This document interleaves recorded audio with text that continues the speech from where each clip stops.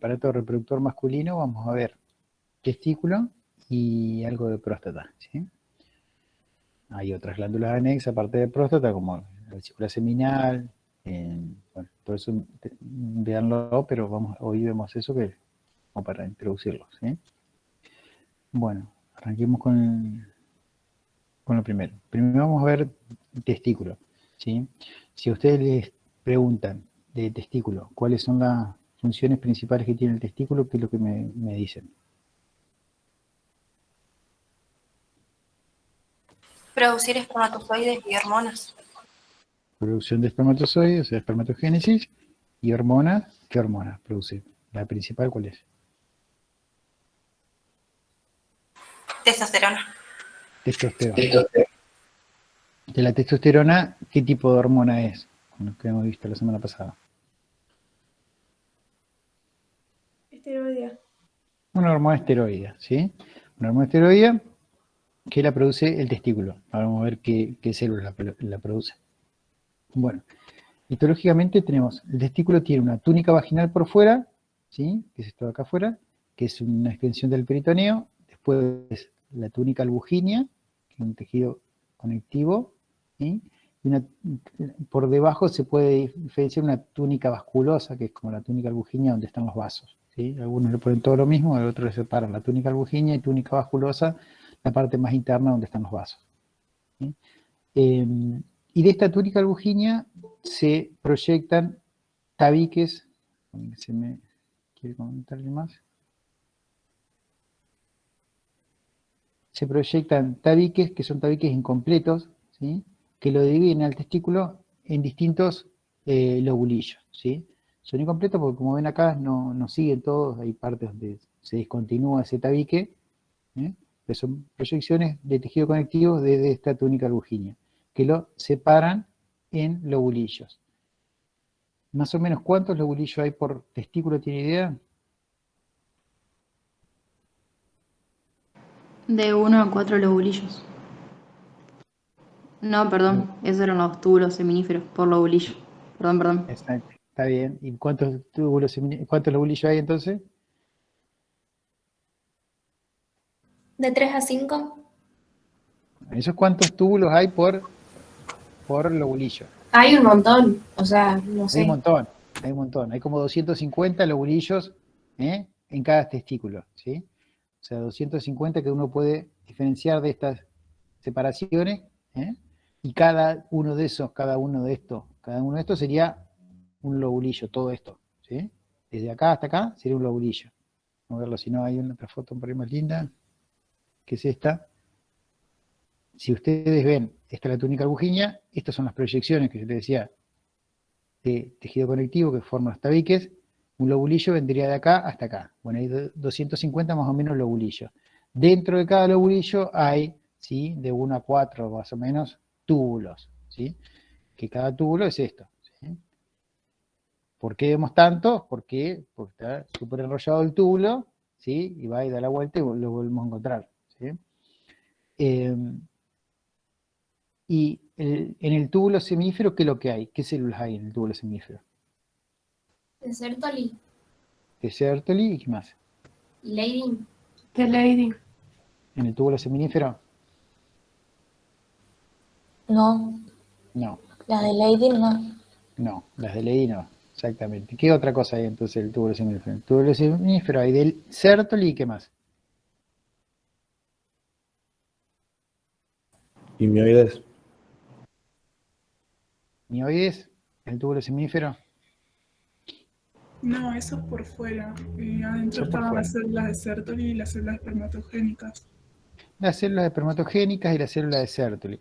Dentro del túbulo, si ustedes ven el túbulo, que es esto acá, solo vamos a tener células de Sertoli y células espermatogénicas en distintos estadios. Puede haber espermatogonias más afuera, ahora vamos a ver, espermátides más internas, pero son todas células espermatogénicas y células de Sertoli. ¿Qué tipo de tejido es eso?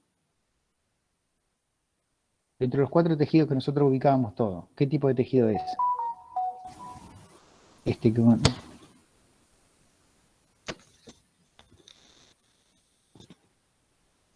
tejido conectivo, ¿qué es?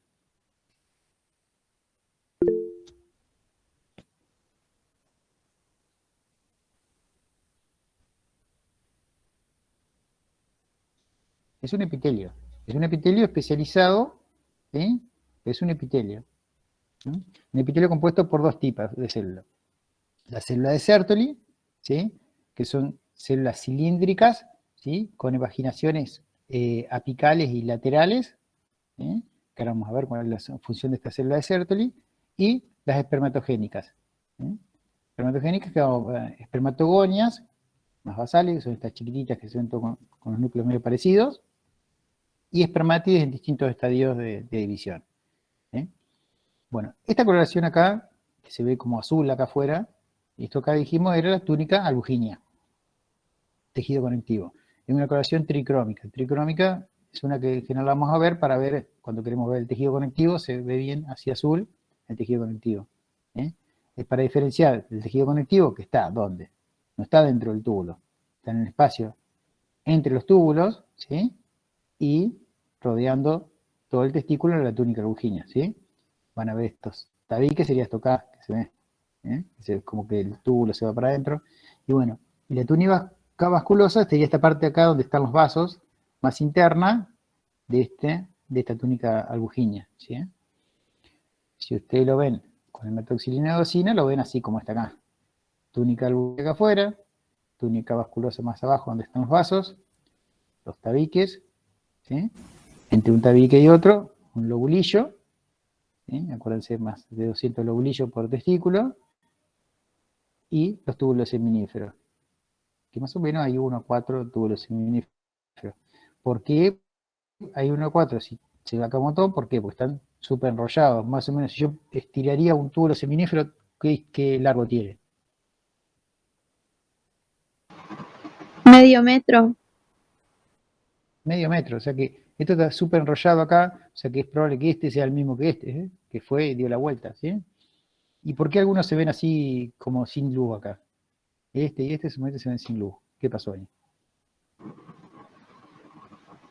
Por el tipo de corte.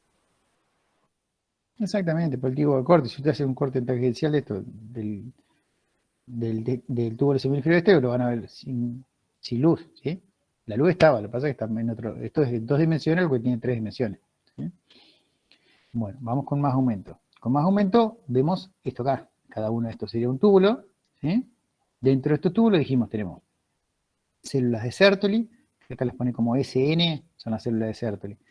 Las van a ver como estas células con un núcleo que tiene un nucleolo marcado. Si ustedes ven este, van a ver, ven el núcleo y ven un puntito más negro en el medio, acá, o lo mismo, o esta otra. Esperen, que se me fue, acá. Bueno, ese es el nucleolo de ese núcleo, ¿sí? Es un núcleo con un nucleolo, ¿sí? Bien marcado. El citoplasma cuesta verlo, porque ese citoplasma se mete entre una célula y otra para formar lo que es la barrera hematotesticular. La célula de Sertoli entre ellas tiene uniones estrechas, ¿sí? Que separan las células en división de las espermatogonias, ¿sí? Separan esas células, ¿por qué? ¿Qué pasa? ¿Por qué mi sistema inmune no puede estar en contacto con estas espermátides? ¿Qué pasa? Los vasos sanguíneos van a estar acá afuera.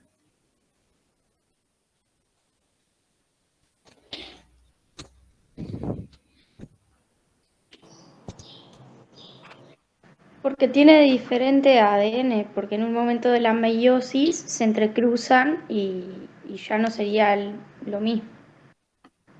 Sí, ¿y cuándo pasó eso?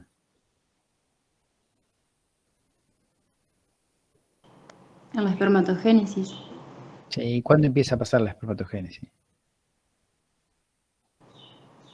En la pubertad. En la pubertad, cuando el sistema inmunológico ya está maduro, ¿sí? Y tiene aparte distintas proteínas afuera, ¿sí? Son células que nunca el sistema inmunológico ya maduró, ya vos le presentaste todo lo que es tuyo, y estas células no se las presentaron, ¿eh? ¿Por qué no se las presentaron? Porque no existían. En el recién nacido no existían estas células, ¿sí? No había espermátides, entonces no se las pudo presentar. Por más que sean distintas, se las podría haber presentado como propia, y el sistema inmunológico reconocerla y decir, estas células son mías, yo no reacciono contra eso, se produce una selección clonal que se llama, que es que vos no, todos los linfocitos que tenés contra algo tuyo los vas apartando y los separás para que no reacciones contra eso. Bueno, Eso se produce en la primera etapa. Después, cuando ya uno es adulto, todo lo que aparezca nuevo lo toma como extraño. Bueno, estas células aparecen recién en la pubertad, entonces serían células nuevas que aparecen, que tienen distinto ADN, tienen distinta composición antigénica en la membrana, todo, ¿sí? Entonces, tu cuerpo podría reconocerlas como extrañas y producir un rechazo. Más, en muchos casos, cuando hay inflamación testicular por una infección o algo, puede que esta barrera testicular se rompa y el sistema inmunológico reconozca esas células, empieza a producir anticuerpos contra esas células, y es una de las causas que a veces se produce de infertilidad por anticuerpos contra los espermatozoides. Uno lo puede ver en los espermatozoides, que en vez de moverse bien, es como que el espermatozoide se quiere mover y se pega uno a otro por esos anticuerpos que están contra puede ser contra la cabeza del espermatozoide, contra la cola, y contra distintos lugares del espermatozoide que se pueden producir, pero eso es una causa de infertilidad y se puede medir. Uno podría medir anticuerpos contra espermatozoides. Lo puede medir en sangre o lo puede medir en semen, ¿sí? Pero es una causa de infertilidad, por ejemplo, que es por la ruptura de esa barrera que fisiológicamente tiene que estar en algún momento por algo, ¿sí? Bueno, ¿qué otras células vemos en el túbulo? Dijeron espermatogonias, que en general las van a ver más basales, todas iguales. Se ven acá, como estas que se ven acá, en la parte más basal. Después espermátides, en distintos estadios, ¿sí? En general más cerca de la luz van a ser más maduras, y más lejos de la luz menos maduras, ¿sí? Y en el espacio intersticial están estas células poliédricas, que son las células de Leydig. Ahora sí, células de Leydig en el espacio intersticial. Son células poliédricas, el sinófilo, el citoplasma, y pueden tener vacuolas de lípidos en su interior. En su interior, ¿por qué pueden tener vacuolas de lípidos? ¿Para qué pueden querer eso? Para la producción de testosterona. Para la producción de testosterona, que dijimos que era una hormona esteroidea que deriva del colesterol, ¿sí? Por eso que tienen depósitos de lípidos, ¿sí? ¿Y quién va a estimular a estas células de Leydig a producir esta testosterona? ¿Qué otra hormona? La gonadotrofina. La gonadotrofina. ¿Cuál de las gonadotrofinas principalmente estimula la célula de Leydig? La La LH, ¿sí? ¿Y eso se produce cuándo?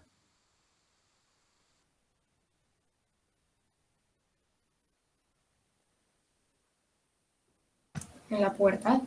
En la pubertad. Antes de la pubertad no hay eso, ¿sí? Ustedes van a ver que en la pubertad se empiezan a producir picos de GnRH del hipotálamo, ¿sí? Que va a estimular la hipófisis de ese chico prepuber. Eso va a empezar a producir picos de LH-FSH. La LH va a ir estimulando esas células de Leydig, que hasta ese momento no producían testosterona, ¿sí? O sea que los niveles de testosterona eran muy, muy bajos. Un prepuber, uno mide la testosterona y da similar a un varón que a una nena, ¿sí?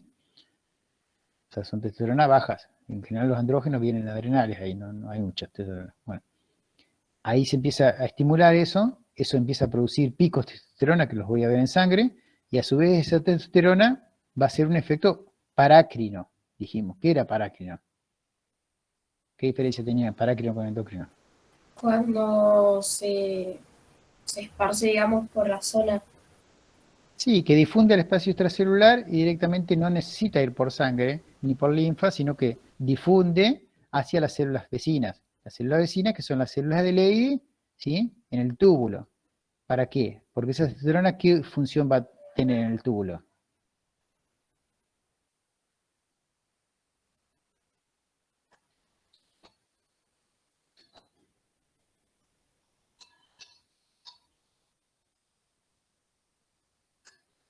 Va a estimular la espermatogénesis. Va a estimular la espermatogénesis.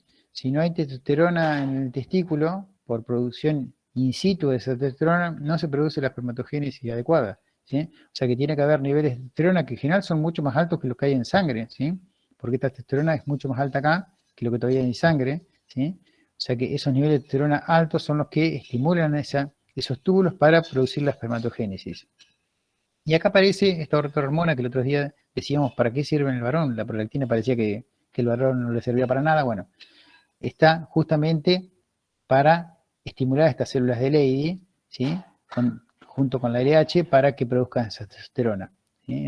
Esa prolactina también contribuye a esta estimulación para la testosterona. Si estos niveles de prolactina están altos, pueden hacer que esos niveles de testosterona no sean buenos, ¿sí? Y a su vez haya mala espermatogénesis porque no se produce nivel de testosterona bueno. Por eso los niveles de prolactina en un varón también hay que controlarlos, y un aumento de estrés. Nosotros dijimos la prolactina es justamente una hormona de estrés, o sea que cualquier estrés, ya sea estrés psicológico, laboral, lo que sea, puede hacer que un chico aumente los niveles de prolactina más allá de lo normales y hagan que sus niveles de testosterona locales no sean adecuados, ¿sí? Y no se produzca una buena espermatogénesis, puede ser causa de una infertilidad masculina por eso, ¿sí? Por eso es importante que los niveles de prolactina sean los adecuados. Volvemos al anterior.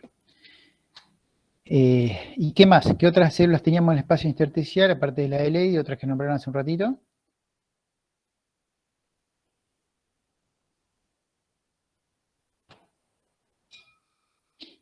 Que están recubriendo acá los vasos, ¿sí? Las mioides. Las mioides. O sea, las mioides que producen la contractilidad de esos túbulos seminíferos, para que ese líquido pueda fluir, ¿sí?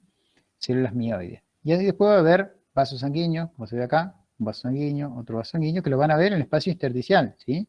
Porque dijimos, esto acá es un epitelio, lo da dentro del túbulo. O sea que si es un epitelio, ¿qué es lo que no tiene? Vasos. No tiene vasos. O sea, los vasos tienen que estar en el espacio intersticial, ¿sí? Entre los túbulos. ¿Sí? Acá se ve el vaso, acá se ve otro, acá se ve otro, ¿sí? Pero nunca dentro de los túbulos.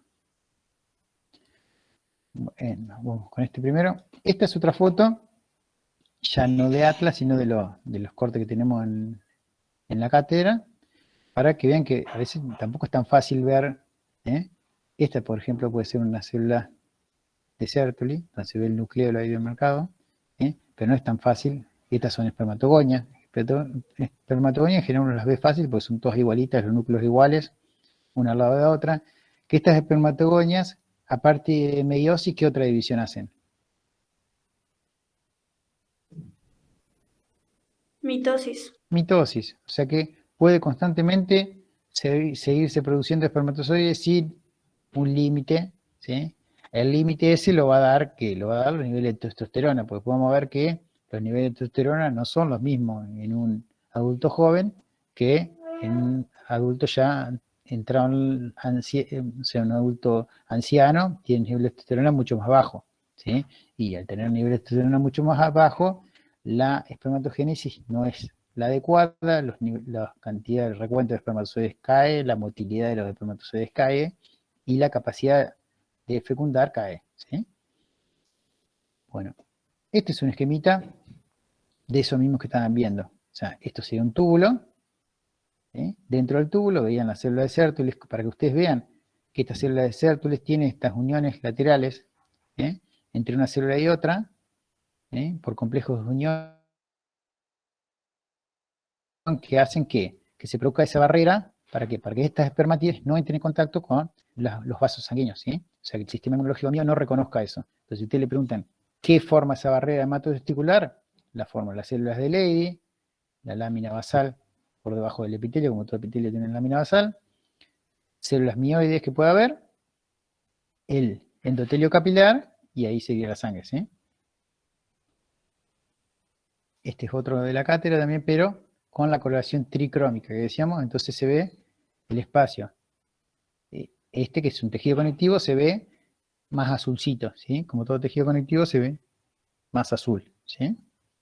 Esto sería un túbulo, acá vendría otro, y acá arriba hay otro. ¿Sí? Y este es el espacio intersticial. Estas son las células de Leydig, ¿sí? Las mioides son estas que se ven acá, como el núcleo más aplastadito, ¿sí? Que rodean el túbulo. Bueno, esto es lo que les decía recién. En un prepuber los niveles de testosterona, este azul con cuadradito, serían los niveles de testosterona.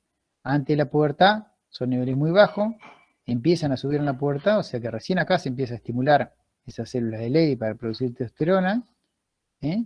Llegan a su nivel máximo, ahí después de la pubertad, y después empiezan a decaer de a poco, ¿eh? Y cada vez más con los años, ¿sí?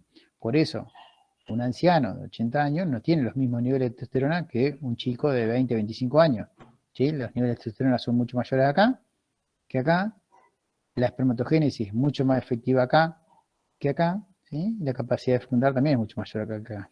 No quiere decir que no pueda tener un hijo uno de 80 años, sí, le va a costar mucho más que esto, ¿sí? Porque la espermatogénesis no es lo mejor, la testosterona no es lo mejor, bueno, por todo eso, esta es la edad reproductiva ideal, ¿sí? En cambio, en la mujer sería este otro, que ahora lo vamos a ver la semana que viene, pero este marcaría los estrógenos en la mujer. Pasa algo similar. Recién en la pubertad aumentan los estrógenos, pero caen más abruptamente en la pubertad. No quiere decir que en el varón no caigan. Por eso también se llama andropausia esto, ¿sí? Son de la caída de los andrógenos, lo que pasa es que es más gradual, ¿sí? Bueno, y en cuanto a las glándulas accesorias, vamos a ver algo de próstata, ¿sí? Este es un corte de próstata. ¿La próstata qué tipo de glándula es?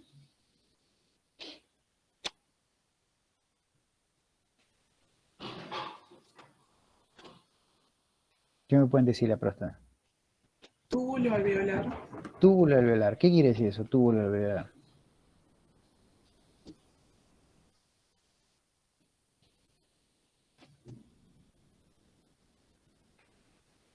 Esta parte, como si yo les muestro esto, ¿cómo sería? ¿Tubular o alveolar? Me dicen ustedes. Esto que estoy marcando yo acá.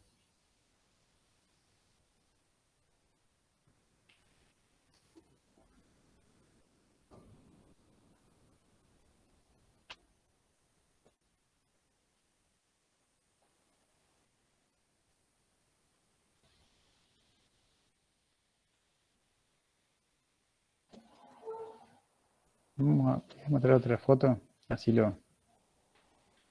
Vamos al atlas acá. Este es el atlas que la semana pasada les dije. Va a ser el testículo. Vamos a buscar el próstata.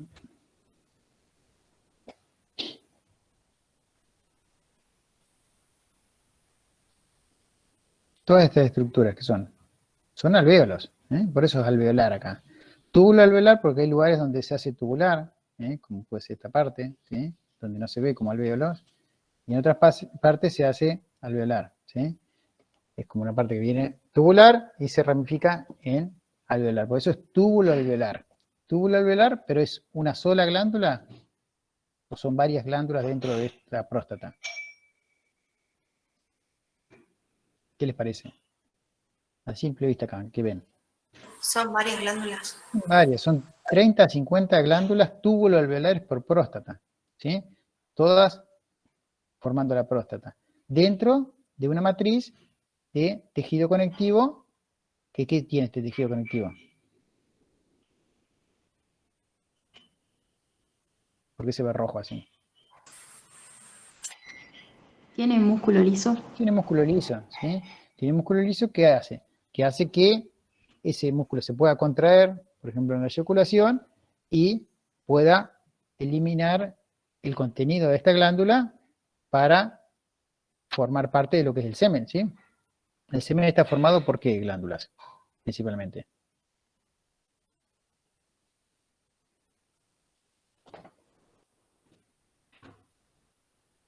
Vesícula seminal y la próstata. Vesícula seminal de la próstata son los principales y el contenido de los testículos, ¿sí? Que vienen, los espermatozoides vienen de los testículos. ¿Eh?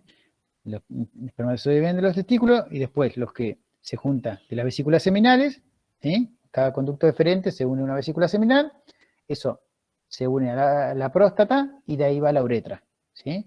La próstata está rodeando la uretra, acuérdense, ¿sí? Por eso es que si hay una prostatitis o una inflamación o una hiperplasia de próstata, eso me comprime la uretra y me puede, son en general las complicaciones que tienen los adultos mayores cuando tienen hiperplasia de próstata, por ejemplo, aumento de la próstata, hace que se les complique para orinar, ¿por qué? Porque le está apretando la uretra, ¿eh? Bueno, y en la próstata se pueden ver estas estructuras.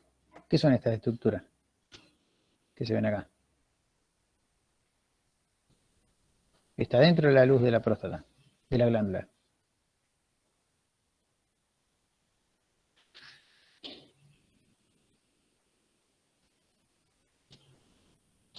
En general se ve más en adultos más grandes.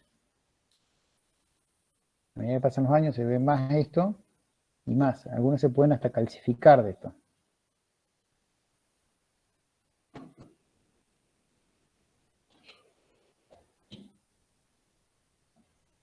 Son cuerpos amiláceos, se llaman. Cuerpos amiláceos que son concreciones que se forman, precipitados, de detritos celulares y precipitados de la secreción prostática, y se empiezan a formar estas estructuras que uno cuando las ve al microscopio las ve así. Bueno, eso es llamativo de la próstata. En general en las próstatas en personas mayores se ve más esto en la luz. En uno más joven uno lo que va a ver es más como se ve acá, sin esas concreciones. ¿Sí? Bueno, y si yo aumento acá de tamaño, esta glándula ustedes me dicen, lo veo acá. ¿Qué tipo de epitelio es este?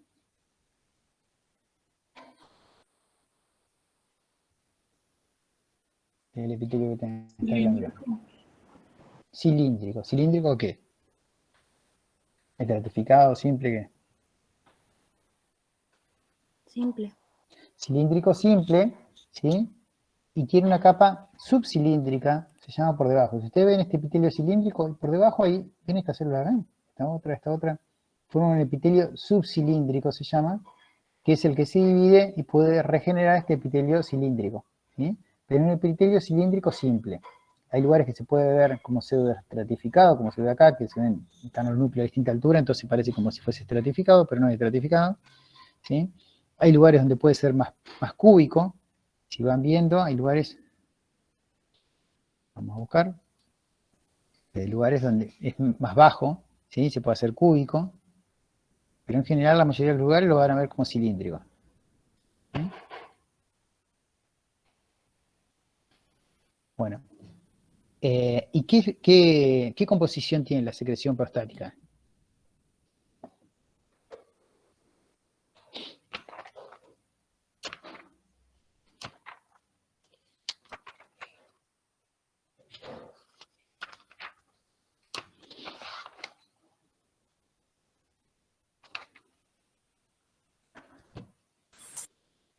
Vamos a ver a otra. Mientras piensan, volvemos a la otra.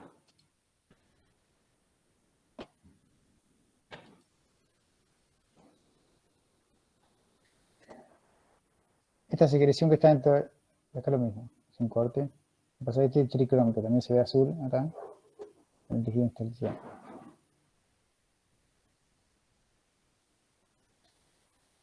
Es un líquido viscoso. Un líquido viscoso, sí, que contribuye al semen. ¿Y qué tiene? ¿Qué proteínas, qué cosas tienen el líquido ese? Algunas que tengan de interés que sirvan, que se pueda decir. Y que tenga alguna utilidad clínica.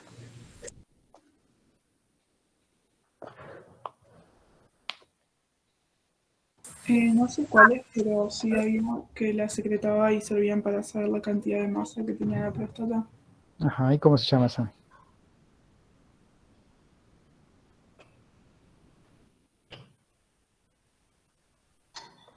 Es el famoso PSA, o antígeno prostático específico. El antígeno prostático específico, si ustedes hablan con cualquier persona mayor de 50 a 60 años, seguramente va a saber lo que es un PSA, porque se lo debe haber hecho alguna vez en la vida.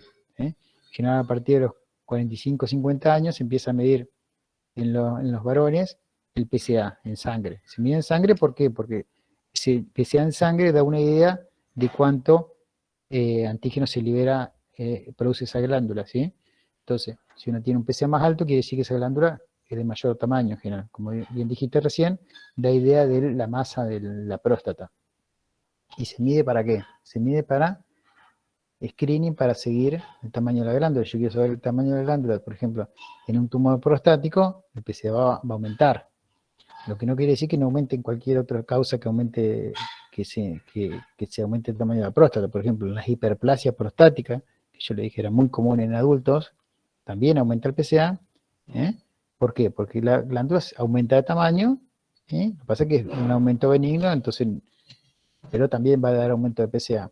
Si hay una inflamación de la próstata, que puede pasar en una persona joven, ¿sí? Una prostatitis, es una infección de la próstata, una inflamación de la próstata. También va a haber aumento de PSA, ¿por qué? Porque se daña esta glándula y aumenta su secreción, ¿sí? Entonces voy a tener mayor PSA también en sangre. Lo que se usa es combinar eso con otras cosas, porque la próstata tiene zonas anatómicas diferentes y hay zonas que son más propensas a ser tumores. Por ejemplo, la zona periférica, que es esta que marca acá, es donde se alojan la mayor cantidad de los tumores prostáticos. Y es la zona que, si ustedes ven, es la que el médico puede por el tacto constatar y ver qué consistencia tiene. Si esa consistencia le parece que es una consistencia con más probabilidad de que sea algo tumoral, bueno, va a ver el PSA aumentado, ve el tacto patológico, ve una ecografía, dice, bueno, este paciente va a haber que hacerle una biopsia de la próstata para terminar de confirmar si es un tumor o no, por ejemplo, ¿sí? Pero primero se hacen los marcadores tumorales, se hace el tacto, ¿sí? Se hace una ecografía y con esas tres cosas el médico dice, o este paciente no tiene ninguna complicación, sigue haciéndose controles anuales, o si le da el PSA alterado, le hace el tacto, ve que esta zona tiene una consistencia que les parece dudosa, bueno, sugiere hacer y le van a mandar a patología un corte de esto, ¿sí? una punción de esto, un pedazo de próstata para ver si es probable o no que sea tumoral, ¿sí? En cambio, hay lugares donde esta parte no la llega a tocar, la zona transicional. Esta zona es la que se alojan la mayoría de las hiperplasias prostáticas, le dije. Esa hiperplasia lo que hacían es aumentar la glándula, pero benigno. Pero como esta zona está muy cerca de la uretra, las hiperplasias son las que más molestan en los adultos. Uno le pregunta a una persona de más de, no sé, 80 años y va a decir, me cuesta ir a orinar, voy a orinar, orino un poquito y no puedo porque algo me está molestando. Bueno, la mayoría de las veces es un aumento de esta zona que comprime la uretra, ¿sí? Y no deja poder orinar, ¿sí? Porque acá arriba tenían la vejiga, ¿sí? La vendría la vejiga, esto es la uretra, el pene allá adelante, ¿sí? Entonces una compresión de esta zona me va a hacer que no pueda eliminar el contenido de la vejiga, ¿sí? Bueno. Vamos. Esta es un esquemita que ustedes tienen ahí. ¿Para qué? Para terminar de redondear esto. Esto es para que ustedes les marquen acá. Esto del medio, ¿qué sería? De la glándula. La luz. La luz. Por ejemplo, esta acá sería una parte donde no se ve alveolar. Esta parte ya se ve como tubular. Por eso le dije, como decían recién, es una glándula tubulo-alveolar, porque hay lugares donde se ve así, como esto. Se ve tubular, o sea, como un tubo la glándula, como si fuese esto. Y hay lugares que se ve alveolar, como si fuese esto, ven que se ve como un alveolo. Bueno, después tenía este epitelio, que el epitelio que dijeron que era cilíndrico simple o pseudoestratificado, como se ve acá, ¿sí? Por debajo, el epitelio subcilíndrico, de acá abajo, que acuérdense, el que es mitóticamente activo y puede, va a ir recomponiendo el epitelio cuando se vaya descamando, porque como todos los epitelios, estas células se descaman, ¿sí? Y, ¿cómo le pone esto? Estroma fibromuscular a todo lo demás, ¿sí? Un estroma con fibras musculares que contribuyen. Ustedes tienen que hacerse una idea que la próstata pues, es una esponja que se aprieta y elimina su contenido, ¿sí? Bueno, y este otro es para lo de testículo, también para tener un resumen. O sea, esto acá sería un túbulo, como se hacen así, para acá arriba, para que ustedes marquen. Estas células que dijimos acá, ¿cuáles eran? Esta o esta. Dentro del túbulo.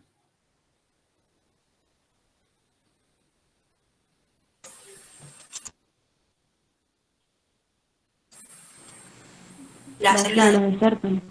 La célula de Sertoli, exactamente. Células de Sertoli, que son células cilíndricas, con evaginaciones laterales, o sea que el citoplasma de esta se continúa para unirse al citoplasma de esta y se forman esas uniones entre células de Sertoli y células de Sertoli para formar la barrera hematotesticular, ¿eh? Y también proyecciones apicales, ¿sí? Hacia la luz. ¿Mm? ¿Dónde están? ¿Estas qué serían?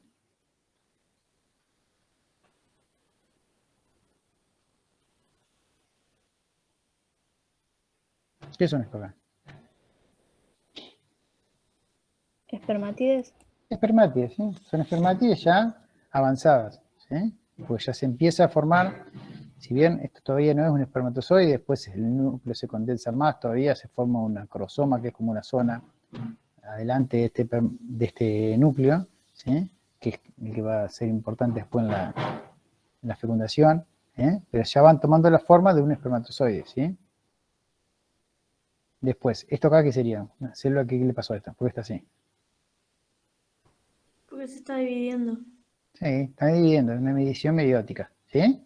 Está en división, ¿por qué? Porque estos hacen meiosis, para allá estamos haciendo meiosis, esta podían hacer mitosis, y cuando entran en meiosis entran para formar las espermátides, ¿sí? Después, ¿qué más? Bueno, acá le pone fibroblasto, pero no, serían fibroblastos, serían células mioides, son derivados del fibroblasto parecido, pero tienen, ¿cómo es? Tienen músculo, por eso son células mioides, pero son parecidos a un fibroblasto. Después la membrana basal, acá. Los capilares, estos son acá. Y las células de Leydig, que están en este espacio intersticial. No sé cómo le ponen, no lo encuentro. Célula de Leydig, acá está. Célula de Leydig, ¿sí? Bueno. Tiene que pongo una imagen más de acá del atlas.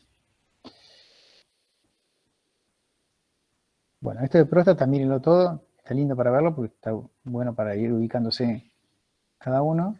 Hagan lo mismo con la parte acá que tienen de testículo, ¿sí? Lo bueno de esto es que ustedes pueden ir ubicando todo, o sea, van viendo, o sea, túnica albuginia, entonces tocan túnica albuginia y le van a mostrar túnica albuginia. Esta, acuérdense, hematoxilina eosina, por eso se ve así toda rosada, todo igual.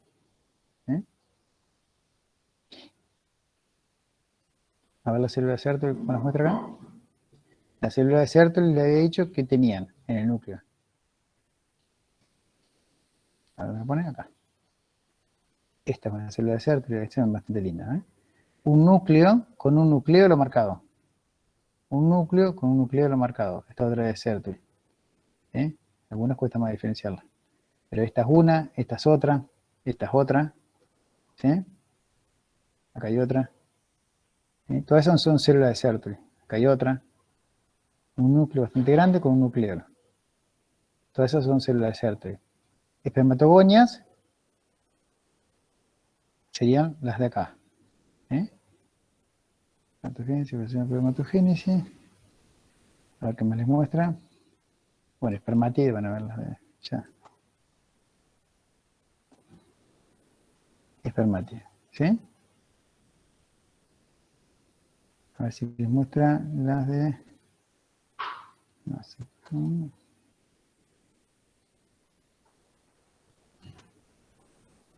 Las de Leydig no encuentro. Acá, células Leydig.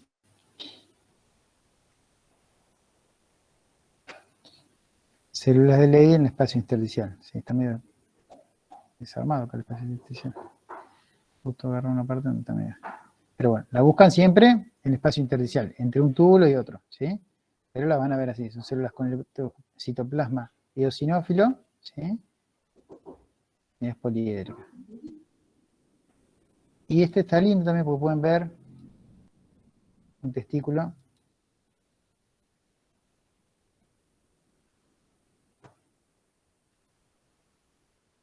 de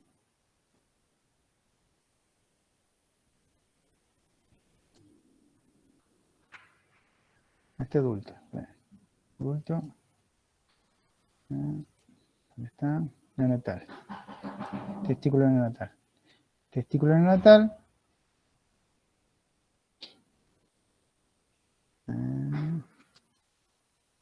túbulo seminífero neonatal.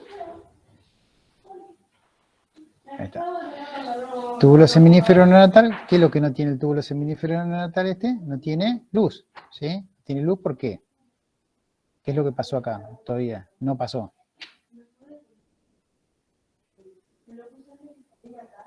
Esto es un túbulo seminífero. La pubertad. No pasó la pubertad, o sea que no pasó todo eso que dijimos hoy.